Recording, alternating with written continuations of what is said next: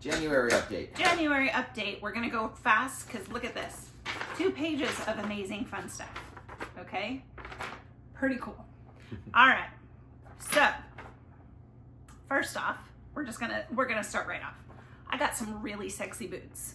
We went to Macy's. Macy's in Tanasbourne is closing, so we decided to go there and check out to see if we could get you a suit, which we did. But as soon as we walked in,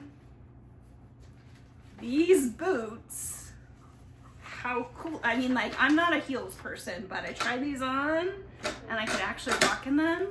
And they're definitely gonna go with my spiky jacket, my leather jacket that I got after going to the Pink concert. So we did that, which was a blast. In the process, we ended up getting me a chair as well. Short little stubby legs. It's hard to find a seat that my feet don't just kind of flail about. And so while we were at Macy's, we looked at some of the furniture that was on sale, and because everything was 50% off. And so we got that. And so I'm kind of setting up my station, which included an IKEA table, because if you have a chair, you got to have somewhere to put your drinks and all your knickknacks. And on top of that, you need a light. The light where the chair is, there's not a lot of it, so I ended up getting a light, and the light actually is a LED light, but it's a magnifying glass. So For the crochet. all my crocheting, so that was one thing I've done a lot of, gosh, probably November, December, January, February. I just kind of got on a roll. So I'm making a bunch of little hats. I made some for some of my ladies that kind of helped me out a lot, and so I made those, and they're easy, so I can kind of finish a project within like a day or two. So it's super nice. I'm sure you need a crochet bag that goes with it. Oh yeah, so in the process of that, being organized, I love to have like all my crochet hooks in a little carrying case with all my stitch markers and all that stuff. It's all great and dandy until you lose it, and then you lose everything. So I lost all my crochet hooks. So in the process, I gifted myself this lovely crochet bag, and look at this. I don't know if you can see it. These are all my hooks. And so if I lose this bag, it'll be a friggin' miracle. But it has a bunch of inside pockets for all my accessories, and then each side has 6 little eyelets for the yarn to go through. So it's super cool, and really also I carry is a fanny pack now. So I carry that, and then, you know, all of my yarn, because you never know when you're going to be able to just have time to do this. Next up, a lot of people on social media had a lot to say about my post about my eyelids rolling inside When you're sleeping. when I'm sleeping. Yeah. I know that's kind of weird. It's something. When you don't have any eyelashes, I don't- that's kind of what happens. Yeah, I don't have any eyelashes, and then also the steroids make my eyelids puffy a little bit, and so my hooded eyes are a lot more. So, It's under here. oh, it is. Sorry, I have props this time. So I had this brilliant idea, yeah, go me, to take some of my makeup tape that I use for my warriors to do like a straight edge. And so I break off just a small little piece of tape, and then I like split it in half. And then I literally just lift up my eyelids like so. And then I go to bed. And it just, I know, sexy, right? Ooh. I know it's silly, but it works, and I can take it. It's the price you pay. I don't know why. Well, it's been working. So But it's like, been working. It seems like a silly idea until you're like, yeah, you're successful in it. Yeah. So There's a tip for anybody that you know who has this problem. A little bit of. yeah. Now, And- it works well for you because you don't have any eyebrows though. Right.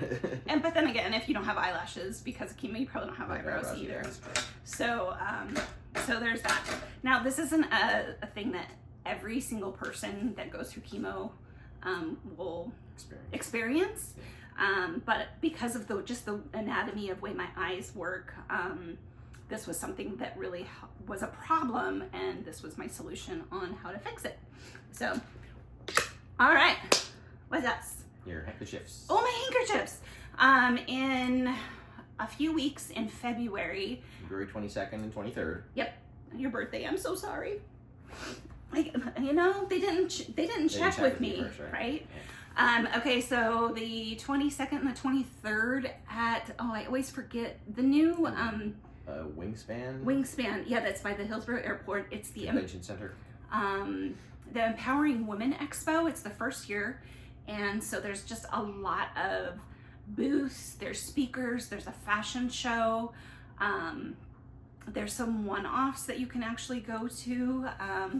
I know there's some people from the police department and some other things. There's like all kinds of wonderful stuff. Totally check it out. Who's gonna have a booth there? But I'm gonna have a booth there. So I have been trying really hard to figure out things that I can give away, or you know, the freebies and whatnot. So I might as well grab that too. One thing that, with my metastatic diagnosis, I have been carrying around handkerchiefs, as has Mike. Mm-hmm. Anytime I'm crying, he's like, "Here, have a handkerchief." My grandpa always had hankies, and it was always something that he was always so sweet. Like if us kids had a boo-boo or if we were upset, he always had a hanky. So when I was first diagnosed, I made hankies. But I thought what it would be a great idea to, on my Cricut machine, get some just inexpensive handkerchiefs. And I used my Cricut machine and put Warrior Women Experience on there. And so I haven't quite figured out what I'm gonna do at the expo, if I'm gonna give this away, like a free like spin of some sort, or if you book with us, I'm not quite certain. But I thought these were super cool. And I know, right? So it was really neat. And so I'm going to be doing those. I also made some earrings, which I forgot to grab as a demo. But we're going to go there and basically really promote Warrior to the community and make sure that, you know, everybody knows what it is. I just don't know how long I'm going to be able to photograph. So the sooner I can get all the people that are interested in it would be and it's the perfect audience. It's an empowering women expo, and like right. That's what Warrior is all about, Yeah. empowering women. So because it seems like the perfect marriage. What I love to say is, you know, these women are resilient and they have full-on strength, and I just showcase it. So another fun thing we have done is I have been, with a little extra time on my hands, I've been doing paint by numbers. Craftopia. Totally recommend them. Their paint by numbers are pretty cool. From China. China. It takes a while to get. It takes a while, and who knows what kind of... yeah, don't get me started on that. Anyways, so in doing so, we decided to create a kind of like an art wall. Mm-hmm. So I've done 2 paintings. I'm working on my 3rd, and my daughter Brianna is a great little artist, and she made me 2 paintings that she had just made, because she's not paint by numbers. Not by paint by numbers, just by the fly, and she can do that kind of stuff. That's not my forte. And then Jamie, my stepdaughter, she did 2 paint by numbers as well, so we hung hers up. And then one of my fighty friends, Kira, she does these amazing watercolors. Not paint by numbers. Not paint by numbers. And she's done these fantastic watercolor paintings. So I wanted to showcase them, so I put them on our new art wall. But then I asked some of my ladies that I don't have artwork for to do a couple little spots so that I can add them, and I have the frames so that when we get their artwork, I can have all of my people's, including myself, a nice little art wall when we first walk up the stairs. So it's pretty cool. It needed to be changed, and yeah, it'd been the same pictures for like 15 some odd years. Yeah, I was like, okay, it's time to mix things up a little bit. Yep. Yeah. Yep. I have a highlight. We occasionally go to bingo at Champions Sports Grill, and never win anything, but always have a lot of fun. Just playing the bingo and eating some terrible food and stuff like that. So last time we went, I won. I got a bingo. I got a little tumbler glass for Champions, but it was nice to actually win something. Right. So yay! Yay! And it's super cute. You definitely need reservations if you want to participate. But it's because the place is packed. There's no empty seats whatsoever. But because the prizes aren't actually like what's the word, monetary value, so there is no cash exchange, so the kids can play. So it's super cute. They have a little tub for the kids. I'm sure you can win bingo dabbers and stuff too. It's just fun little prizes. And then like the big blackout goes with you get like a Champions gift card. So yeah, so it's pretty cool. It's fun. We go every once in a while. I think they do it every other week now. So he got to win. I ended up going to, I was gonna go get a pedicure, and I stopped by to get coffee from Brianna, and it just so happened she was off work. So I told her, hey, I'm gonna go get a pedicure, wanna come? And so she joined me. We got a pedicure, super cute color. Oh my gosh, let's see if I can do it. Can you see my toes? There we go. They're very pretty. Oh, there you go. There we go. Pretty. Pretty blue. Pretty blue. Anyways, so we did that. We talked to Helen, which is the owner. And then of course, we were hungry, but it wasn't happy hour yet, so we had to kill some time. And you know what happens when you have, two girls together, you have to shop. And so we went to Craft Warehouse, which is also closing in, not the streets of Tansborn, like Cedar Hills area. So if you're a crafter, definitely go. They've got a lot of stuff on sale. So we got a bunch of paints and different things for like crowns and stuff for some of my warriors. So I got some of that. And then as we killed time, we were able to have a delicious meal and enjoy each other's company over some food and drinks. And it's really nice. Those times mean so much to me now. All those, I don't know, just those small little times we have together, just doing things like shopping and just a bite to eat. So I cherish those moments a lot more. Here are the earrings that she's gonna have for sale at the at the expo. They're super cute. They're beehive kind of things. So yeah, we'll have those. I will have a pair on, I'm sure of it. I also had photographed 2 warriors in January, which was fantastic. It was a lot of fun. I am realizing with chemo, by the end, I am pooped. So I may drop down to just 1 day a month. I don't know yet. We'll see. We'll see how I go. I also got to celebrate my dear friend Kira's 50th birthday. She was able to celebrate my 50th.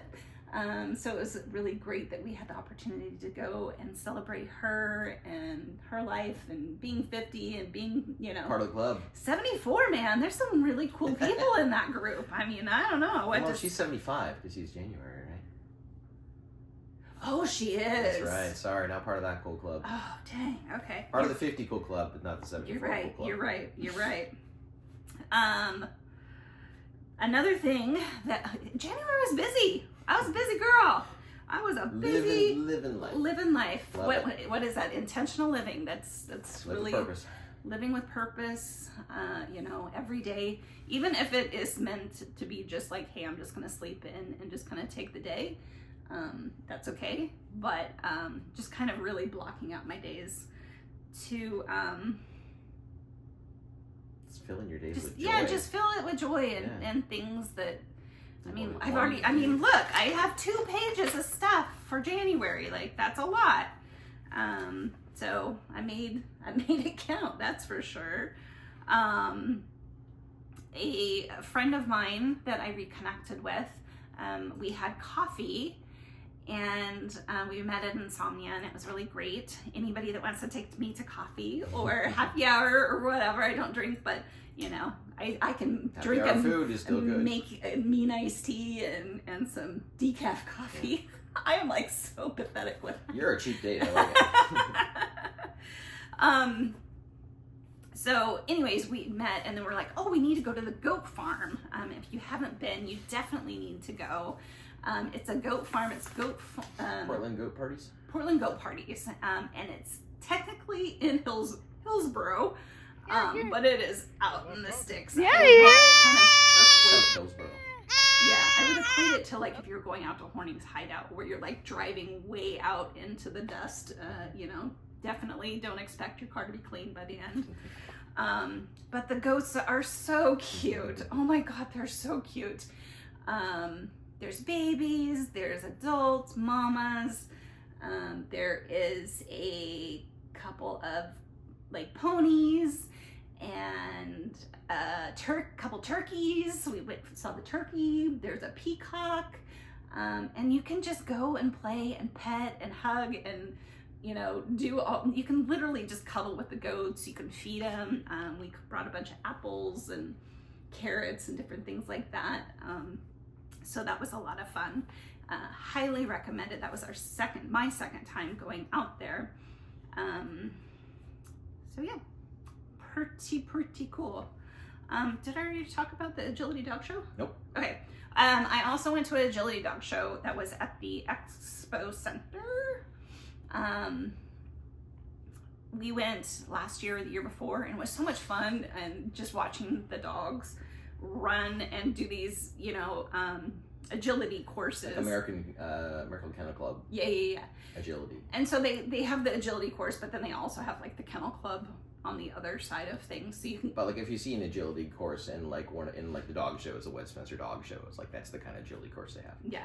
So it's pretty cool. They have, you know, beginners, and then so you can tell the dogs are just like do, and then you have the dogs that are just like gung ho, like they've been training. For this, and you know, some of them are like big dog breeds, you know, like a greyhound, and they're stretched out, and I mean it's glorious to watch them, you know, and the crowd goes wild. So everyone gets a participation trophy. Absolutely.